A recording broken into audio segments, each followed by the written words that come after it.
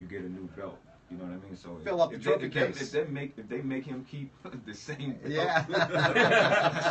That's just the way it is, man. Come on, don't make me like have to think about this. Like, come on. I'm like, damn, he's got the same raggedy belt. I don't have the same raggedy belt. Get out of here. No, you want a brand new belt anyway. You just heard what he did for Valentine's. I'll give him the promo belt. He'll get the belt that goes on all the promo trips. Like if he wins, you know, he gets to keep the same sweaty old belt. No, I don't. I get a new belt. You gonna do him like that? That's all the love you get. You That's some BS. Sweaty belt. You heard about his Valentine's Day. Do you want that belt after it slept with him? Wasn't the hotel. Okay. No comment. You're kind of taking this conversation a little bit. Yeah. Daniel Cormier, Anthony Johnson in studio. Anthony, I don't know if you looked at this upcoming fight. You said, I'm going to, because your team, Falcons, were in the Super Bowl. I don't know if you look at this before the game and you go, My team? Yeah. Are they your fight? I support him. All right, so then can I go into up the Super Bowl and you go, I am going to win just like my Falcons are going to win this Sunday. I was thinking, I was like, man, this is going to be the year. If the Falcons win, I'm for sure winning. And they were up. I was like, it's a done deal. I got it in the sack. They lost. You know what I mean? So I was like, man, I got it. They taught me what not to do. You know, celebrate. Yeah. So, Celebrate between rounds. They played their butts off, but I guess they just got careless. You know what I mean, in my opinion. And Tom Brady and the Patriots are a great team, and he's a great quarterback. Yeah. But the Falcons definitely made him look, unstoppable. You know what I mean? So my hat goes off to the Patriots, and good luck next year. You got a comment on this, Daniel? Yeah, I'm from New Orleans. I hate the Falcons, so it was good for me. Okay. Deuce McAllister actually tweeted me and said, Deuce McAllister goes, now all is well back in New Orleans. And I was like, man, you are so right. The Falcons lost. We can't imagine the Falcons actually winning the Super Bowl. Now, with that being said, it says something about the Patriots. They've been there. Yeah. They know how to get it done. That's me. I think there's a I'm lesson. the Patriots. Yeah, you're the Patriots? Yeah. Anthony's the there? Falcons. He's the front runner. I've been there. Fine, I'll be the dirty bird. I've been there. For the record, the Falcons are like, the Falcons are essentially the default black team.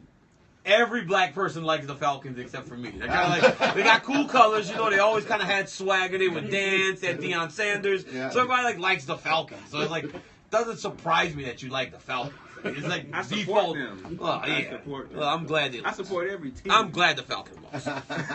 There you go. There you go. UFC 210 coming to town. Sale is 10 o'clock this morning is when it goes on sale. One of the things that I always, we're watching a bunch of videos you guys doing the press. You're up early. You're working hard, trying to pub this thing. Right, way too early. What time did you get up, by the way? Too early. Yeah. I got here at 1 o'clock, and I was up this morning. I got here at 1 o'clock, and I'm up here now. Wow. So you guys are going to hit it all day. You're going to do that. But it's the question of, do you guys like each other? Which drives me nuts, because who cares, right? It doesn't really matter. I think a lot of times people like the backstory of the fight of outside. Will these guys fight outside of the studio? I'm not fighting Anthony without in the studio. Yeah, and definitely with no gloves. I'm not gonna let that guy hit me with no gloves. So without a paycheck. Without a paycheck and bare knuckle, there's no way. I love myself. You know what I mean? Would you throw water bottles at each other at least? No. Honestly, it takes a lot. Like it takes a lot of bad blood to throw a shoe or a water bottle or anything at somebody. Yeah, you did that. I've done that. Like I've been there before. I did the shoe. I did the it's just different. I thought the shoe was gonna have that boomerang. Yeah. I didn't know where and then I panicked. I was like, that was an expensive shoe. I threw the shoe and thought it was an expensive shoe. I would have to think there's got to be a certain amount of respect for one another. You guys know how hard each other train. I mean, you guys are all in the same business. There's a whole group of people I'm sure that you've trained with over the years. Have some respect, and then you've got to go and it's game time. It's fight time. I mean, did you have friends that you fought? Excuse me? Have you fought friends? No. No. I respect him for what he does. He's a good fighter. He really has built himself up from like some very lows to get to like really respected level in the sport. You know, a lot of times guys will have these careers are about peaks and valleys, and Anthony's had some valleys. And a lot of times when guys start to go down that direction, they just continue to plummet. So for him to actually build himself back up to where he is now, or where he went to from the first fight to back here, or after the Vitor Belfort fight to come back and earn a title shot, then get another title shot, says a lot about who he is and his character. So I respect his skill inside of the octagon, and also I respect his ability to bounce back in the face of some really severe adversity. Most guys will just crumble. Stuff's not easy, man. So I respect him, but it doesn't really change anything come April 8th. Right. It's for the title. The day after, I will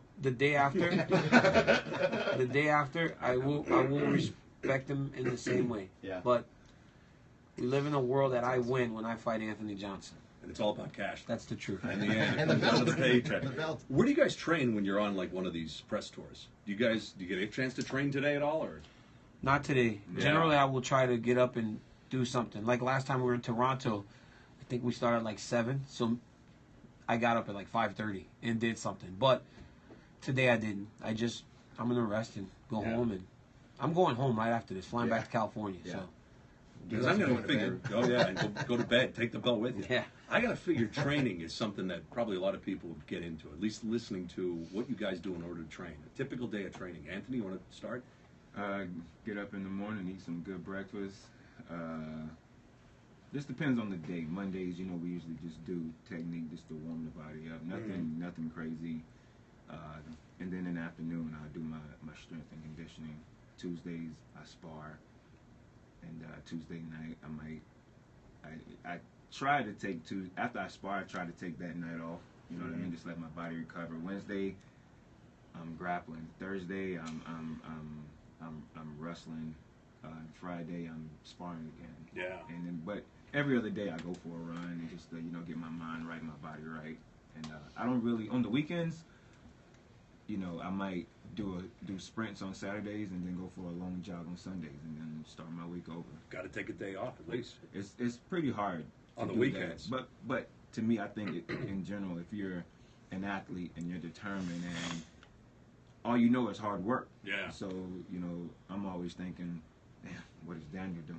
You know what I'm saying? So he ain't sitting on. He's texting you photos. He's pulling He's a not tractor sitting- up a mountain somewhere. I know he's not sitting Throwing on, tires. I know he's not sitting on his butt, so it's making me push harder. Yeah. You know what I mean? So, it's always a grind. Daniel, how about you? I've had a bad habit of overtraining. Like I'll do too much. That's why last year I've had some injuries.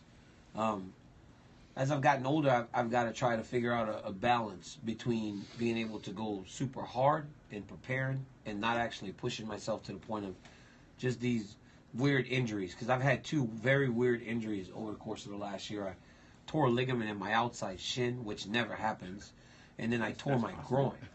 I tore my groin. And I was like, it was just overwork, So, it's just crazy. I do a lot of stuff. Yeah. Like honestly, I'm up 7 a.m. every day training and either hitting pads, running, lifting weights. So I do a lot. Like honestly, maybe too much.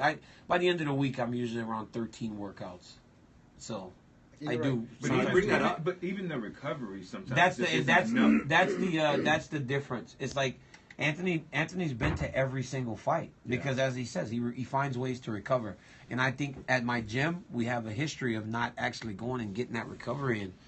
And Probably as far more as- needed, right? It's- But Yeah. you guys Yeah. win. You guys have studs. That's if we get, but that's a lot of times. If we get to the fight, Yeah. we're very successful. It's just over the course of October, November, December, Luke Rockhold, who's a UFC champion former, Cain Velasquez, and myself, all 3 guys that were in that gym, UFC champions, we all pulled out of fights. So it's like, if we get there, we're very successful, but Yeah. we don't get there. I want to ask you about flexibility then and stretching and stuff like that. So do you guys, that's got to be a big part of it, isn't it? Stretching afterwards. If you overwork muscles, especially strength and conditioning type stuff, things get tight, you get injuries. I mean, what do you guys do for flexibility? I mean, do you, 30 minutes before practice every day. I stretch 30 minutes. Yeah. Before and then afterwards. So. And after, I think after Yeah, this is important, both. if not more. Yeah. Right? Yeah, 30 I stretch, before and but after. I'm still stiff as a board. Yeah. You get help. Somebody starts pulling you. You're like, easy, easy. You're killing me. You're like still, they're like pushing you forward, but you're not even bent over at the waist. You're still kind of straight up. Back doesn't go Or anywhere like anymore. trying to pull your arms back. You're like this. It's like still sideways. You're like, my shoulders, my Yeah, shoulders. you gotta have people do that for you, Oh, right? That's bad. So when I bring that up, because that video of Dana White, right? He's looking at you and he goes, "It's John Jones. He's out," and you're like, and you start stomping your feet. Oh, I trained so hard for this. Yeah. That's that was probably the most disappointing thing that I've dealt with. You know, outside of losing to John Jones, was tough because we had the stage. You know, the first time we fought, like it was such a big fight because of all the bad blood. You should have felt the arena. It was electric. You know, when we walked into that octagon, man, that place was rocking. But then we had an even bigger stage. We had UFC 200. They actually trusted us to headline that thing. And then 2 days before, you know, right in the middle of a weight cut and everything, it's like the rug's ripped out from under you. Very discouraging. Yeah. Disappointing. Especially for a guy like me who's, all I want to do is just fight him again and win. You know, it's like, it kills me. Well, we think, the winner of this fight is going to have a chance to maybe go against him? That's a possibility? We think he's going to come back and try and go for the title? Well, yeah, I mean, you would think, you know, but At the end of the day, and you know, I'm not saying this, you know, in any disrespect, you know, at all, but he just has to make it there. Mhm. You know what I mean?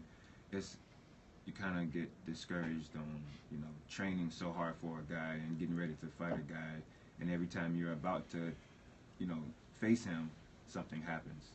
You know, I mean, that's just life. You know, it happens. nobody's been burned. Nobody's been like burned by him more than me and Anthony. Yeah. You know, because Anthony was ready for his moment. You know, and then 3 weeks before that thing with the car accident happened. So now, shift your focus. And then obviously me and all the stuff that him and I have been through. So it was just crazy because honestly, like in terms of matchups, like I think he matches up pretty good against Jones. I really do. I think he does match up well against him. All three of us have a unique style to beat each other. You know what I mean? So. At